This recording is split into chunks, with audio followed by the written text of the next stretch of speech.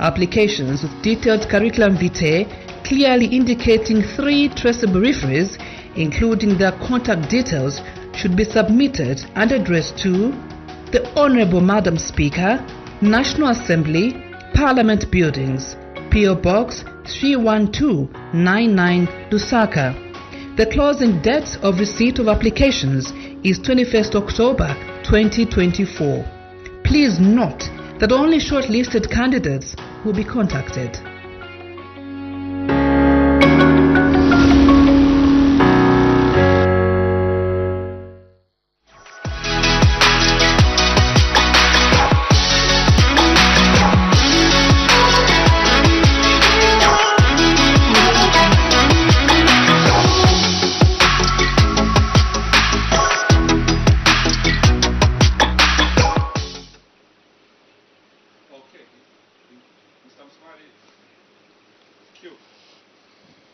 Welcome yet again on a special program. This is Auditor and You, a program that comes to you every Thursday to just bring to your screens and also your airwaves the performance and of course the operations of this very important office in the Republic of Zambia, and this is the office of the Auditor General, in which we've been looking at the types of audits. And today's topic of discussion is performance of value for money audits. I'm your presenter, Julius Musmali, and on sign language we have Chola Kaoma. My guest today, Ms. Tandiwe Kapotwe, who's a senior auditor from the Office of the Auditor General, and she's on my extreme left. Good morning and welcome to the program. Good morning, thank you. All right. On my immediate left, we have Ms. Aumakia Banda, who's Assistant Director, Performance and Environmental Audits Directorate. Good morning and welcome to the program. Good morning, Julius. How are you? All right. And how's the Office of the Auditor General this morning? Very well. The weather is good. Thank you. I was just basically looking at the weather as well and saying, okay, it's a cool morning in Lusaka. I don't know how the other parts of Zambia is, but of course getting into this season and anticipating that to have a good rainy season. Yes, we are looking at performance of value for money audits. We've looked at the other types of audits in our previous program. We are looking at the other types of audits, and today we look at performance of value for money audits. I'll begin with Ms. Banda. What is performance audit? Okay, so performance audits basically are an independent, objective, and reliable examination of whether government undertakings, programs, and systems are operating in line with the 3 E's. The 3 E's being efficiency, economy, and effectiveness. And it's also a test to check whether there's room for improvement. All right. Maybe we can also shed some light. We have looked at other types of audits that include financial and compliance. How do you reconcile? What's the difference between the performance audit in comparison with the financial and compliance audits? Okay, so basically we have 3 types of public sector audits, which we've alluded to. That's performance, compliance, and financial. So in financial, these are routine audits. They focus on assessing the financial performance of an entity. You're basically looking at specific standards. You're looking at whether the statements are giving a true and fair view of the operations of the entity. When it comes to compliance, you are assessing whether a subject matter complies with applicable criteria, that's rules, regulations, and policies. So for compliance audits, testing compliance itself is the end. It's the end in itself. But when we move on to performance audits, we're going a step further. In as much as perhaps the audited entity has complied with criteria, we go a step further and check to what extent they have used resources efficiently, effectively, and economically. What are the key objectives then in that line of conducting performance audits, especially in public institutions or undertaking in government programs and activities? So what are the key objectives in this type of audit? Okay, so typically the objective of a performance audit is to test whether government is putting to good use public resources in order to achieve its policy goals and its intended impact on the lives of citizens. Talking about citizens, I'll turn to you, Ms. Kapotwe. I'm sure from the time that we've been discussing this, we'll also look at this is projected towards betterment of citizens and in general service delivery for the betterment of the government and also what the government intends to achieve. How can then citizens engage with regard to support performance audit process? Oh, okay, like it will be alluded to later, our audit process involves a selection of audit topics.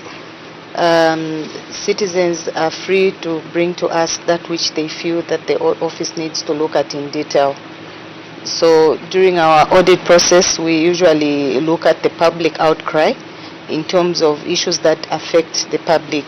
I'll give you an example of this current situation where we have drought. It has got various impact or implication on either farmers, even just water.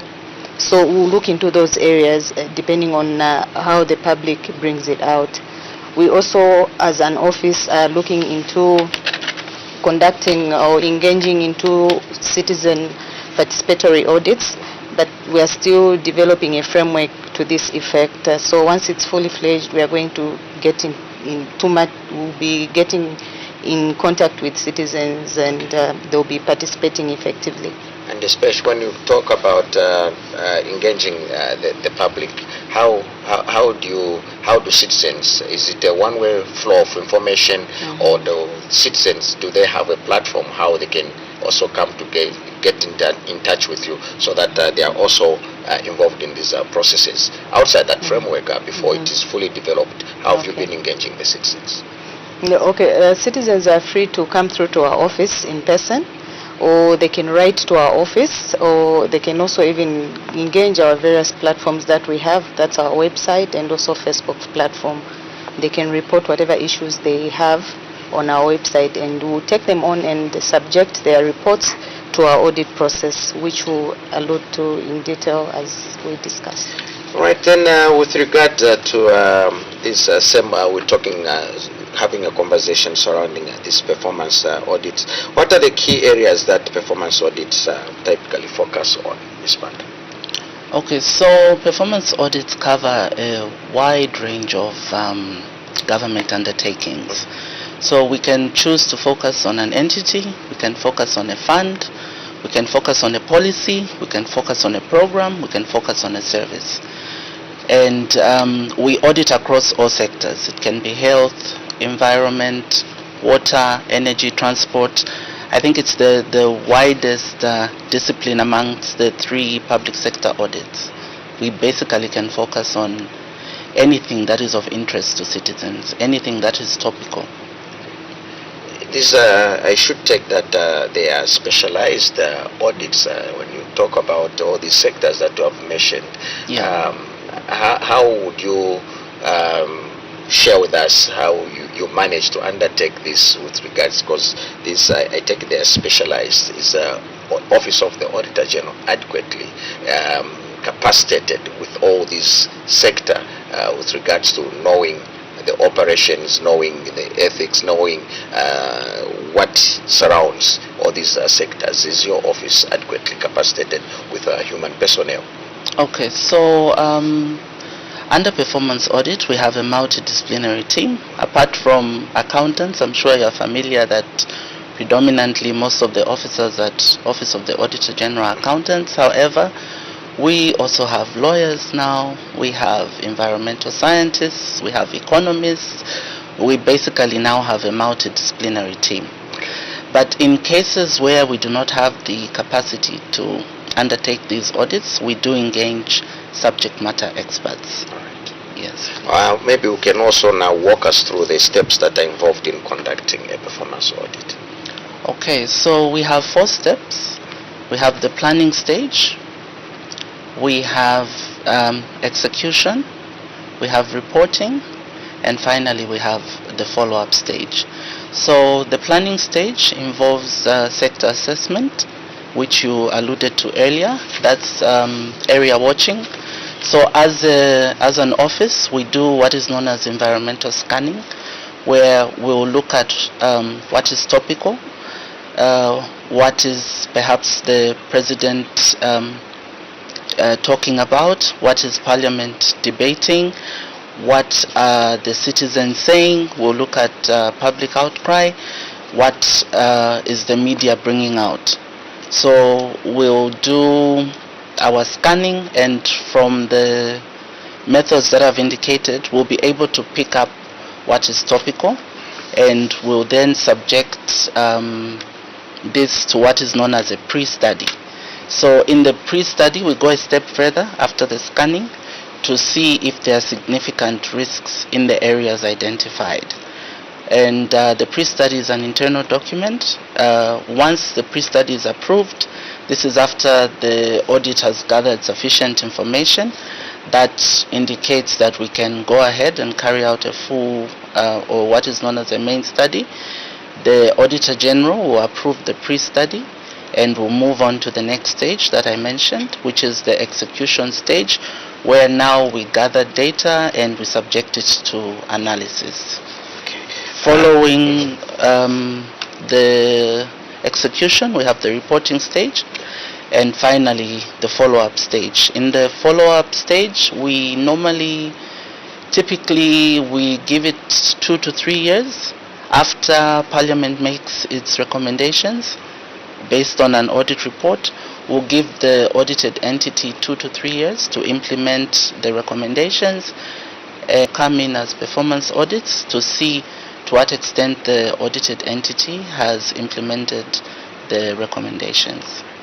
In what Ms. Banda said, Ms. Kapot, what role do communities then play in promoting accountability, especially that you have all these stages that she's just explained to us, and then what role do communities play in promoting accountability? Oh, okay, so as we may be aware, Parliament appropriates funds to various ministries who then implement government deliverables. And these activities are mostly in communities sectors. So the communities, for example, they are in an area where there's a hospital facility, where there's an education facility, and they access various services in various government offices. So it is critical that communities take keen interest in monitoring how these resources are translated to their benefit, because they are the taxpayers. Hence, where they see that the government, the various ministries or communities are not implementing the services as they should, they can report to our office. We play that oversight role. So when they report to us, we'll take it up and be able to look into that area into detail. And also, our office has indicated we are receptive to reports from the public. We don't take it lightly when they send the reports. We'll look into them and also scrutinize them using the normal audit process, as Madam indicated, such that if it's an area which is of high risk, we'll look into it and an audit will be conducted. How are these reports expected to be received? Are they just formal reports? Someone needs to write to you, or just maybe say whistleblower report, something that is an anonymous report? How do you take these reports? Yeah, okay. The reports can come through in whatever form. They can be anonymous if someone doesn't want to be known. They can also come in, they can write to us. Yes, we have a special team that is dedicated to receiving those reports. We have the PR person. We have also a department which is in receipt of whistleblower information, the forensic department. But then whatever report comes to our office, they will assess them and take them to the respective department. If area and requires, if it's something to do with fraud or whatever, it will be taken to the forensic department. If it's something that needs performance assessment, it will be brought to our section. Yes, we implore the public to be free to come to our office and report whatever area they feel we should look into as an office. Right. Following what you just explained also, Madam Banda, what methodologies do auditors use to assess performance? Okay, so primarily there are three approaches. There's the systems approach, there's the results approach, and there's the problem approach, and there's also a combination of approaches. For Office of Adano, we've adopted the problem approach, and using the problem approach, we focus on examining the identified audit problem. We will verify the causes that have led to the audit problem and try to bring out new information or new insights through what is known as a cause analysis. Well, what is the cycle for the performance audit itself to take place? How long does it take? Okay, it's typically 9 to 12 months. The first 3 months are for the pre-study that I'd alluded to earlier, where you're basically trying to understand the audit area and identify risks within the audit area. Then 6 to 9 months are used for the main study, where you're gathering data and making relevant analysis. You also hinted on transparency. Maybe I tend to Ms. Kapotwe. What measures in place to ensure transparency during the performance audit process? Okay, thank you very much. As you may be aware, as an office, we are guided by international audit standards for Supreme Audit Institution. Under performance audit, we have ISI 3000. Those provide the guidelines and it stipulates how we conduct our audits. We also have standardized working papers which help us to be accountable and transparent in the way we conduct our audit. In addition, through our audit process, we ensure constant engagement with our audit clients.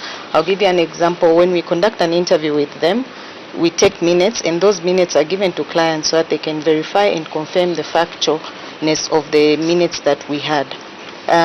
We also give our client an opportunity to give feedback to our reports.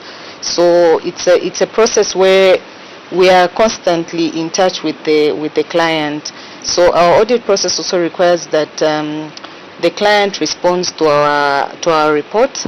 We give them 3 opportunities to which they respond to, and before it's even tabled, all issues that are outstanding, any irregularities, any miscommunication, it's all cleared out.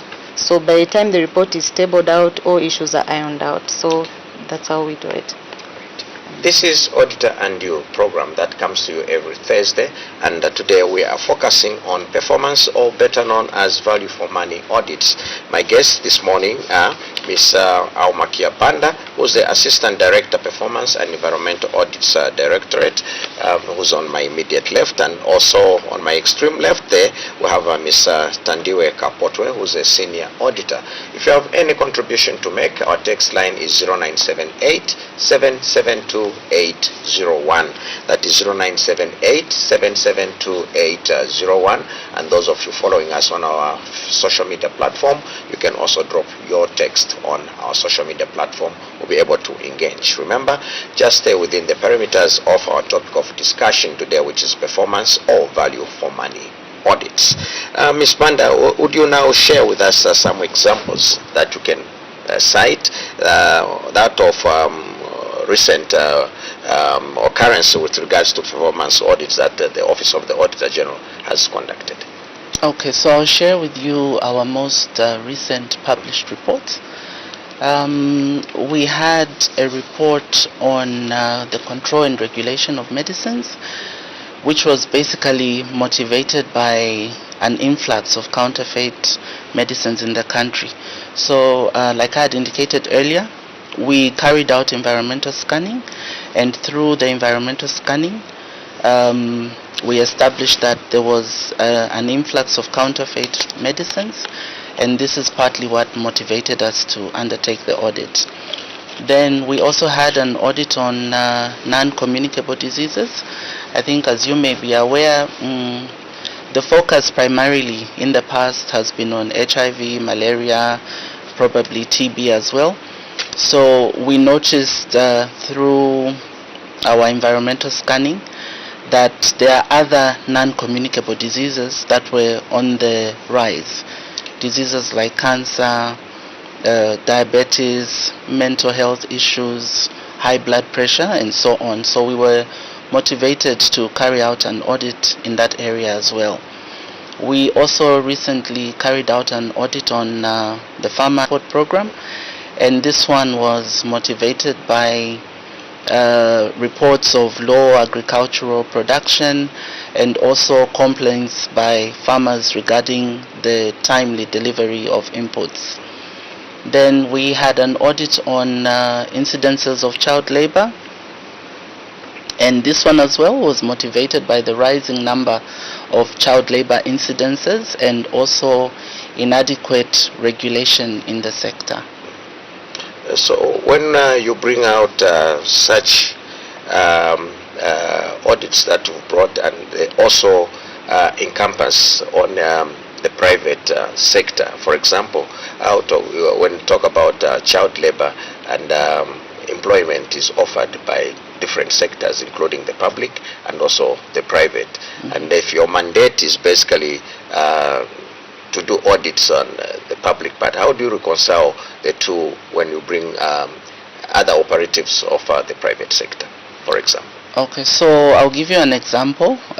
When we talk about the private sector, we had incidences of child labor in the mining sector, where children are being subjected to carrying out mining. It can be sand mining, stone mining, and so on. So normally what we do, as you are aware, the mines fall under the Ministry of Mines.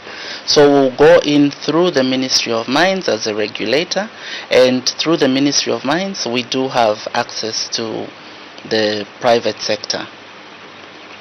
All right, then how again would you reconcile? Because I take, for example, if you're following up some activity and then there are two types now of audit that come into play. For example, you've also hinted on, or we've discussed, or have had a conversation on forensic. How, for me, it appears now it brings in a thin line between the two types of audits. So how do you differentiate performance audit and forensic audit?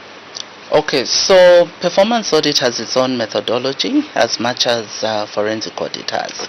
So in cases where, while conducting a performance audit, you stumble across a forensic angle, we can refer the particular subject matter or the particular finding to the forensic auditors.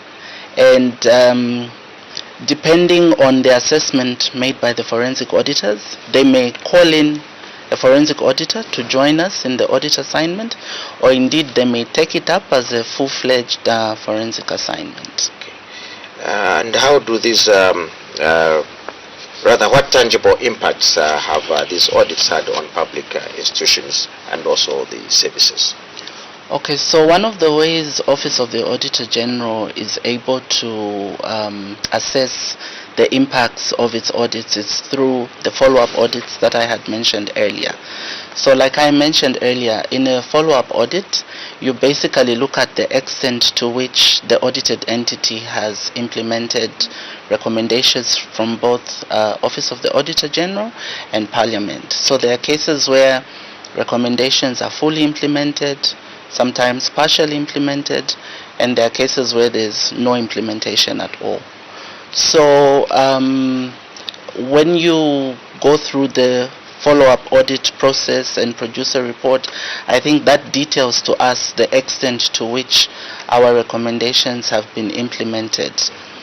But in addition to that, some of the ways that we are able to assess that our audits have had impact will be, for instance, you may have been auditing a particular entity, and perhaps maybe through media reports or through action taken reports, you establish that there's a reduction in wastage, or maybe there is more training for staff. It could have been that one of the audit findings was that staff are not trained, and as a result they're not performing their duties effectively. Or indeed you may find that there's an improvement in processes. They've been streamlined, they're more timely, and basically there's just better service delivery. So these are some of the ways we are able to assess that indeed there's been an impact of our audits. There's been a contribution to impact as a result of our performance audits. And all this again surrounds delivery of service to the public. In what ways, how does the Office of the Auditor General communicate these audit findings to the general public? Okay, thank you again. Once the reports are complete and presented to the President, they are tabled in Parliament and debated under a select committee. There are various committees under Parliament that address our reports. And the PR also holds a press conference to inform the public of the published reports. And they are also put on our website as well as our Facebook. You are able to get that information. They are public documents.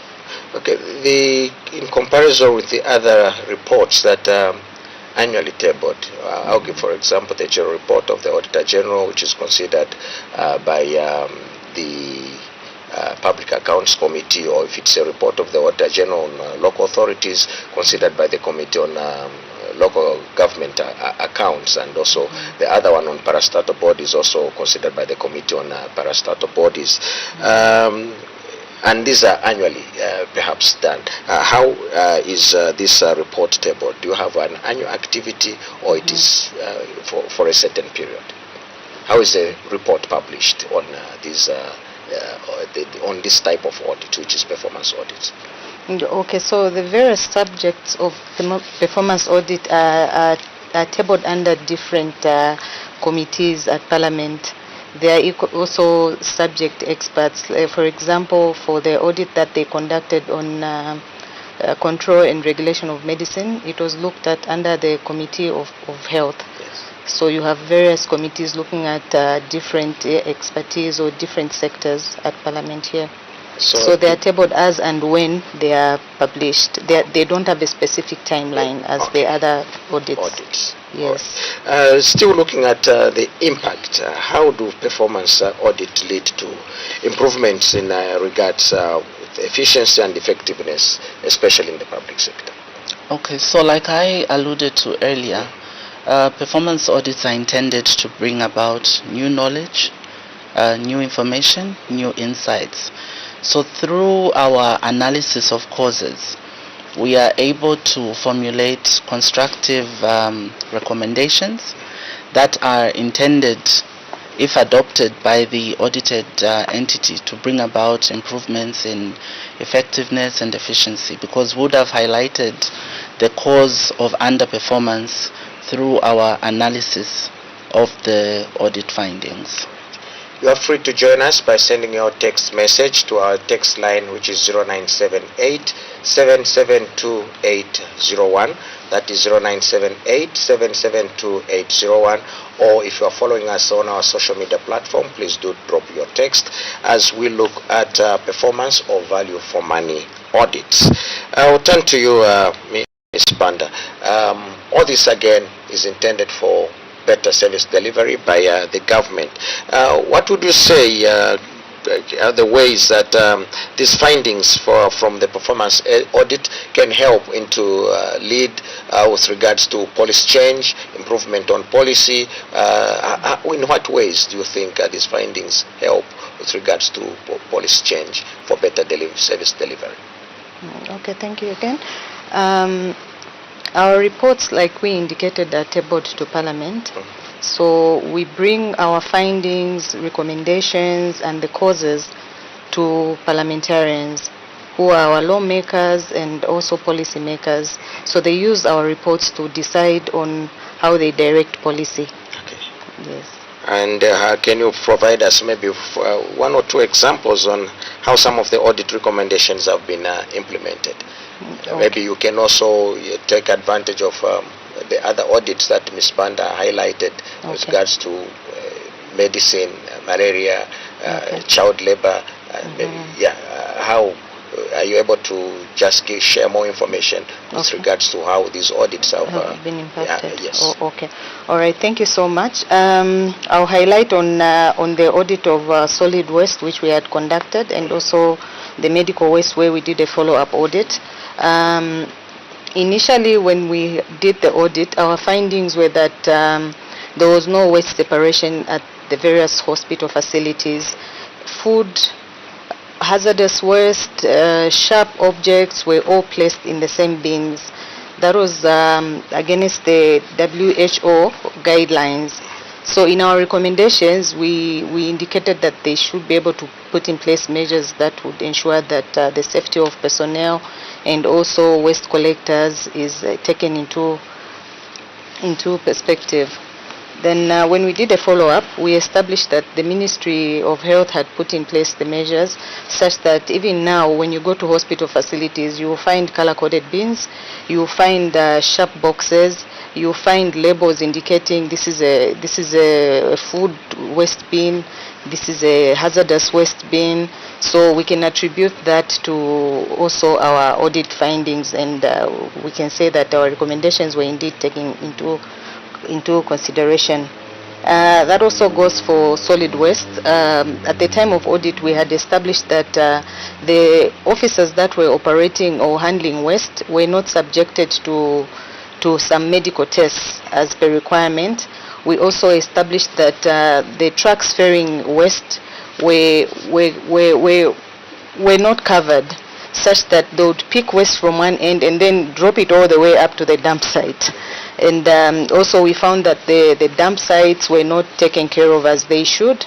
So when we did a follow-up audit, we established that most of the local authorities had made strides in ensuring that the trucks that are ferrying waste are now covered. We did on-the-spot checks, like we'll go to the dump site and just check on the trucks that are coming in. We established that most of them were adhering, and also we visited some waste companies which we checked their records. We saw that their officers or their personnel were subjected to medical tests. So we can also attribute that to some of the recommendations that we made in our report. How far do you go to check with regards to compliance? Because we still see some of these trucks not fully covered. Those colleagues, helpers sitting direct on top of the waste. With regards to compliance, how far does your office go to make sure that there's compliance in some of these recommendations, either you directly or engaging the service providers? Okay, so our audit has scoped within a certain period. So when we look, for example, between for performance audit, we have a trend of 3 years. So when we are looking at that 3-year period and what is happening, we also take advantage of the current period that we are looking at. We will report as and when that aspect is taking place. So we hope that the client continues even beyond us to implement the recommendations, because that would just be the right thing to do. It's unfortunate, yes, we also observe that because we see these trucks. It's unfortunate, really, that you'd find that some of them still continue with the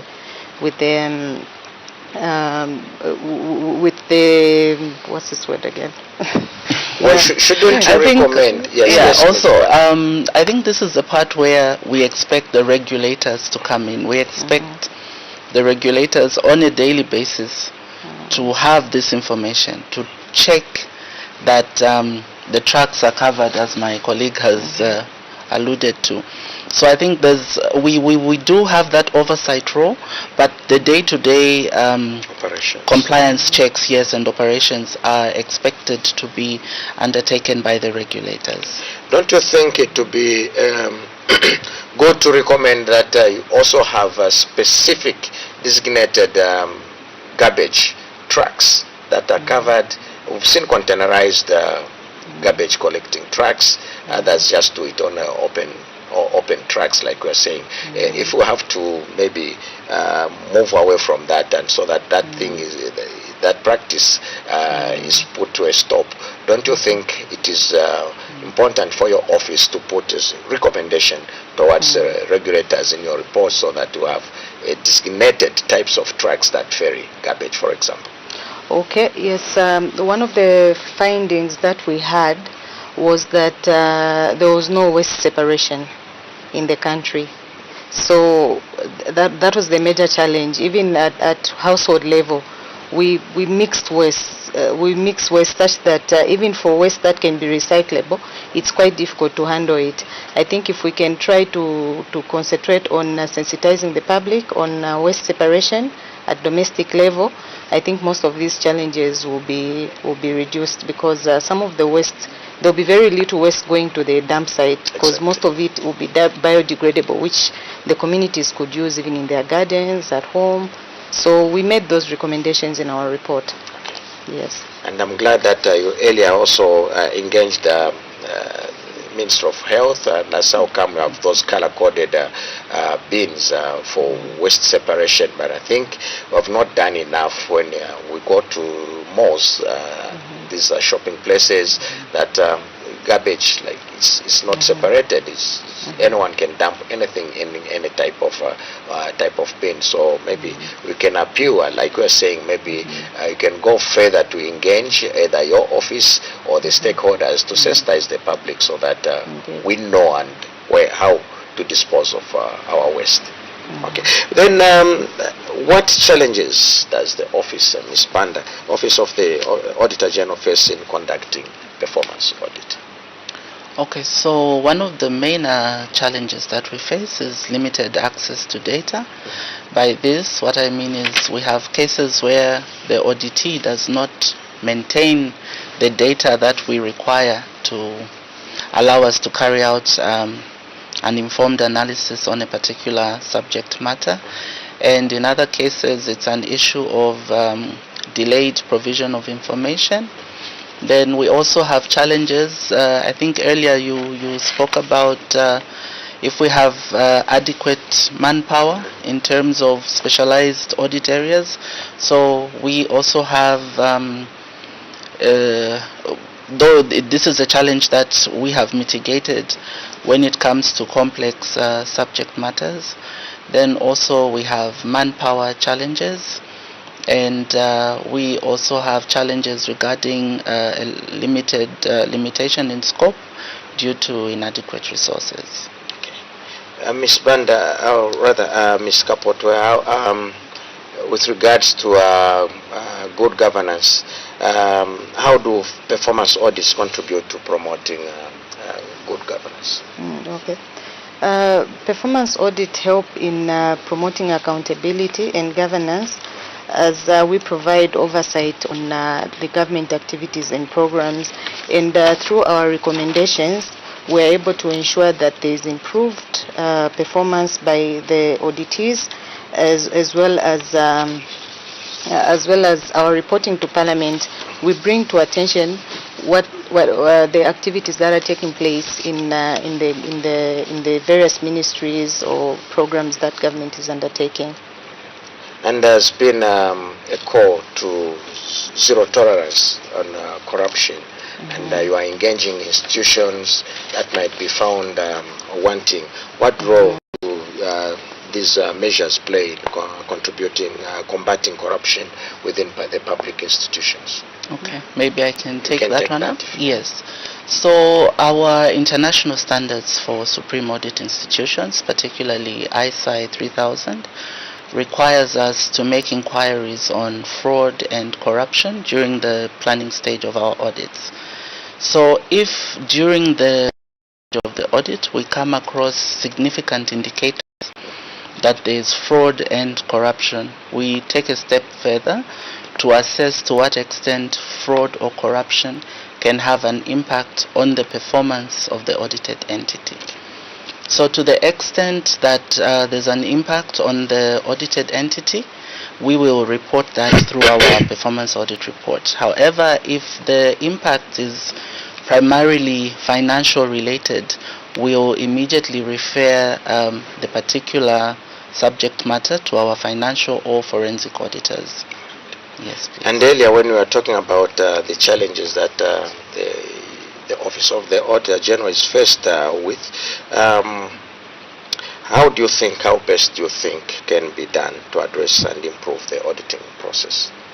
Okay, so in terms of the first challenge I mentioned was limited access to data. So in terms of limited access to data or lack of data, we sensitize clients on the importance of maintaining certain types of data. And then also in cases where we are able to corroborate data from other sources, for instance, Zamstat, will make use of that avenue to collect the relevant data from other stakeholders. In terms of complex audit assignments, we normally engage subject matter experts who will then be, I would say, a consultant for the team. In terms of manpower, in addition to the issue also regarding complexity of audits, I think there's also continuous training within Office of the Auditor General. For instance, currently we have we have a lot of short courses in environmental auditing, so we are also trying to capacitate officers within the performance audit unit through training. Then in terms of manpower, I think manpower is a challenge that cuts across everywhere, but currently we are trying to mitigate that risk. We have some interns who are supporting performance audits. Yes, and in terms of limited scope, so as you know, the resource envelope can never be enough. So in terms of gathering data, most of the times when we are carrying out a performance audit, we try to extrapolate our data to be indicative of the country position.